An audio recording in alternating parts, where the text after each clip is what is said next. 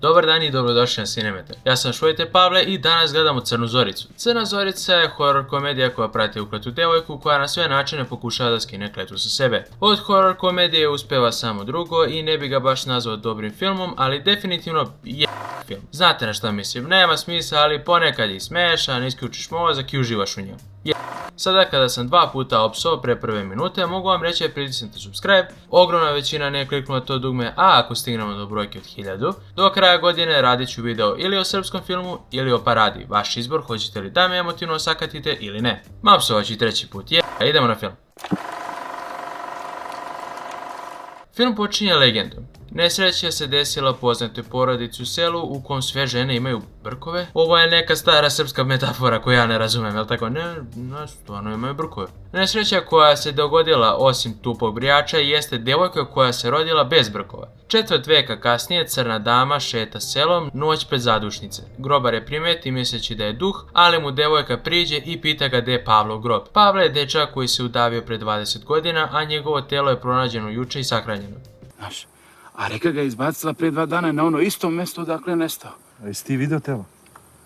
Čije telo? Šta nije telo pronađeno? Pa kako onda misliš voda ga vratila? U svakom slučaju grobar je pronađe grob, mislim to mu je posao Pavlov, i pošto je baš siguran da poznaje devojku, pogleda je dobro i shvati. Prokleto dete Zorice. On se ne svesti, a ona zapali grob misleći da može skinuti njenu kletvu. Sada kada je ubeđena da je to uspelo, ona ode na koncert i smuva pevača. Pevač je odvede do motela i spreman je za akciju, ali umjesto toga Zorica mu kaže da sedne ispod stola i kaže kako je voli. Potrebno je dosta ubeđivanja, ali na kraju on to kaže i ona je spremna za akciju. Pre nego stvari pređu na nivo da moram da cenzurišem celu scenu, pevača struja ubija i pokazuje Zorici da kletva nije otišla. Nazad na groblju policajci zatiču zapaljen grob i od grobara saznaju da ga je Zorica posjetila. Vest se proširi po celom selu i sada su seljani i više nego spremni da dodele seljačku pravdu.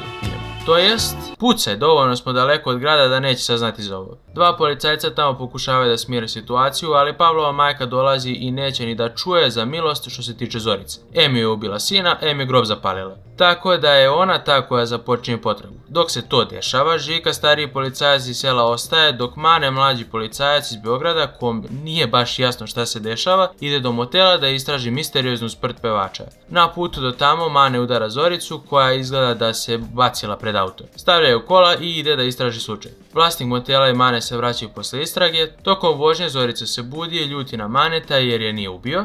Vlasnik motela je prepozna i otrči po pušku da je dovrši. Mane je spasi i beži odatle, pa je zajedno sa Žikom sakrije u policijskoj stanici. Tamo ona priznaje kako ona zapalila grob i da je kletva prejaka, mislim, priznati je jaka reč. Mane je tera da prizna, a ona priča šta hoće jer realno nije nešto zainteresovana za cijelu ovu situaciju i najrađe bi samo da je neko ubije. Žika pokušava da objasni Manetu kako je kletva stvarna, kako svako ko se zaljubi u nju umre. Seljani se vraćaju i saznaju da je Zorica u policijskoj stanici, pa daju policajcima ultimatum da je ili predaju ili umru. Žika odabere ovo drugo jer kada Mane kao debil pita Žiku da li voli Zoricu i on prizna, dobija metak u leđa. I pored svega toga on ne veruje u kletvu, tako da kroz tajni prolaz on spašava Zoricu i planira da je odvede u stanicu u Beogradu. Ona ga nekako zajebe da umjesto toga on sa traktorom poveze Zoricu do Gatare koja je njoj i u početku rekla da zapali Pavlov grob. Njihov ponovni sastanak nije preterano lep, ali ako ništa saznaje da mora da zapali Peterov grob. Ko je Peter, saznaćete kasnije. Mane, to je ovo i dalje ogromna glupost. Jednog je oteo i leteći tanji.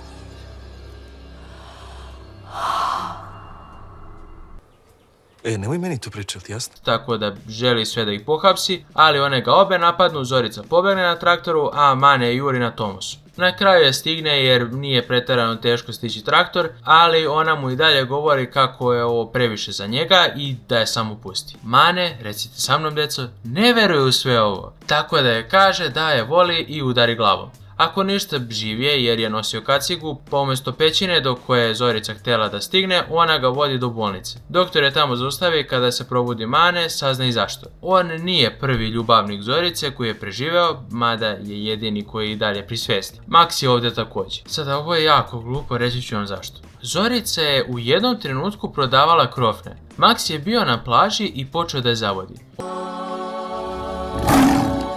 ona je rekla ok valjda i ušao u vodu, ali je počela da se davi. Max je uskočio za njom i upao u komu. Ovo bi trebalo da služi kao način da se Manetu objasni kletva. Ali objašnjena mu je kleta već 100 puta i iskusio je prvom rukom, tako da kakve veze ovo ima sa životom?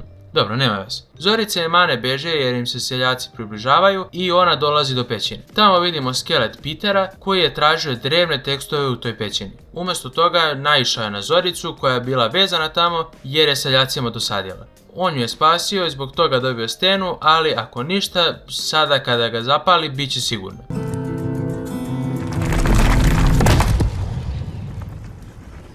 Ipak ne, sada poraženi ona pokušava da se ubije, ali joj ne uspije i vidi svoju baku. Tada shvati da je baba ta koja je dala prokletstvo i da je ona jedina koja može skinuti. Oni idu po šumi i pričaju o svojoj prošlosti, svi su pričali Zorici kako je njena porodica puna veštica i da nema oca. I Mane kaže kako su ga pronašli u rijeci. Molim, u igri žmurke nekako je zarobe babe i uhvate Maneta. Stvarno mi nije jasno kako su babe žive uopšte. Oni odvedu Zoricu do pećine i kažu kako nema čega da se brine. Ubijaju Maneta, zato nema. Šta? Babe počinju ritual i kažu joj kako će sutra imati brkove. Kada vide da se to nije desilo, one sve polude i kažu joj kako će uvijek biti prokleta. Umjesto toga ona vidi da Mane ima brkove, ali oni nestaju i seljani ih ulove. Sada žele da primene seljačku pravdu, ali pre nego to urade, Mane uskače i želi da umre zajedno sa njom. Ona ga skida i planiraju tu pre seljacima. Ne stižu do toga, hvala Bogu, ne mogu ljudi stvarno da cenzuriše, mrzi me, jer Zorica primeti da Mane nosi istu ogrlicu koja je ona dala Pavletu dok su bili mali. Da, narode, Mane je Pavle koji se samo ničeg ne sjeća, ali dobro, ajde, nebitno, svi su srećni.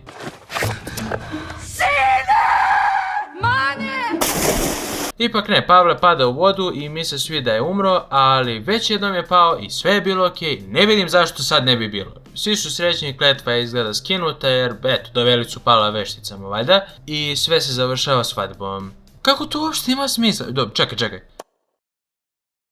Šta se dešava? Da sumiram. Znači, Pavle je pao i otišao niz reku. Ljudi su mislili da je umro. On je u stvari sve zaboravio i postao Mane. Ali zašto su ga onda tek juče sahranili ako nisu pronašli telo? Šta, prošlo 20 godina? Ma da, taman, možemo sada ga sahranimo. I zašto su babe veštice sad okej sa tim? Aha, Pavle, ne Mane. Ama dobro, dečko, dobar je dečko, Pavle, ne mora. Šta, kletva? Ma ne mora više, kletva u redu je. Ako je tako, šta onda proriče Gatara? Dobro, Pavlo grom je jasno. Ali odakle je izvukla deo sa strancem na P? Šta, Mane je stranac jer dolazi iz Beograda, ne kontam. I ljudi, kako happy end, ubili ste jebenog policajca? Zar neće neko biti nešto?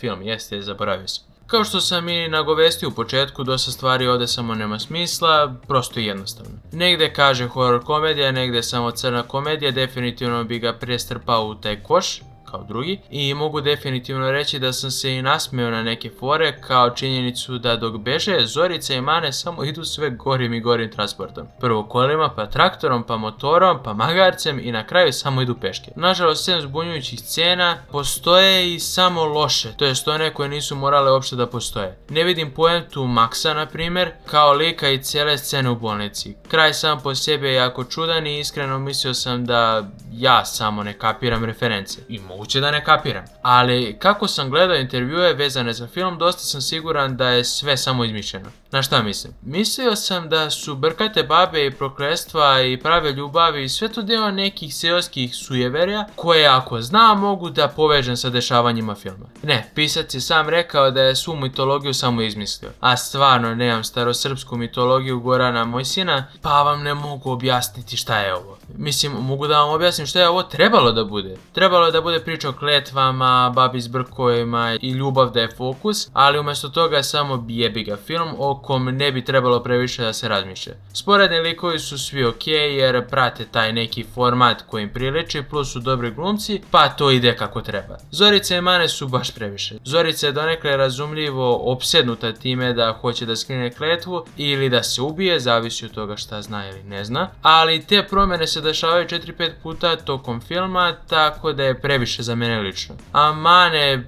tako tvrdoglavo ide kroz ceo film u fazonu, šta kletva? Da te malo iritira koliko je on uveren u to da je sve ovo glupost, dok se oko njega dešavaju nesreće. Generalno, kada ocenjujem ove filmove, gledam da ih ocenjujem u njihovoj kategoriji. Kratki film se ne može porediti isto kao blockbuster, blockbuster se ne može isto porediti kao jedna epizoda TV serije, a jedna epizoda TV serije ne može da se poredi sa jednom epizodom indie animirane serije. Da je ovo scary movie tip filma gdje je samo fora na forama, ne mora išta da ima smisla, ok, ali pošto to nije slučaj, već film koji se samo sebe sapleo na kraju, ocenit ću ga tako. Metar je preživeo kletvu brkatih baba i daje Crnoj Zorici 49%. Razmišljao sam se dugo oko ocene, pošto sve preko 50 smatram ok filmom, i bez kraja ovo je neki manje od 60% zbog Zorice i Maneta, ali ok, kao gotiva je film za gledanje, ali sa krajem ne mogu mu dati 50, nije dotle stigao. Tako da ljudi, ovo je prvi u istoriji film na Cinemetru koji sam pokrio da je ispod 49%, što znači da smatram da je ovo loš film. I to je to. Crna Zorica je izašla 2012. a ni pisci ni režiseri nisu izbacivali ništa veliko nakon ovoga, najverovatnije jer film nije dobro prošao. Lično, ako se meni film nije svideo, definitivno bi ga preporučio kao jebiga film nekome da ga pogleda sa drugarima, pijani, razumeš? Jer treba takvih filmova, da možeš samo da gledaš, da isključiš mozak i da se opustiš. Do sljedeće epizode, subscribe do 1000 na kanal Cinemetar i hvala vam na gledanju.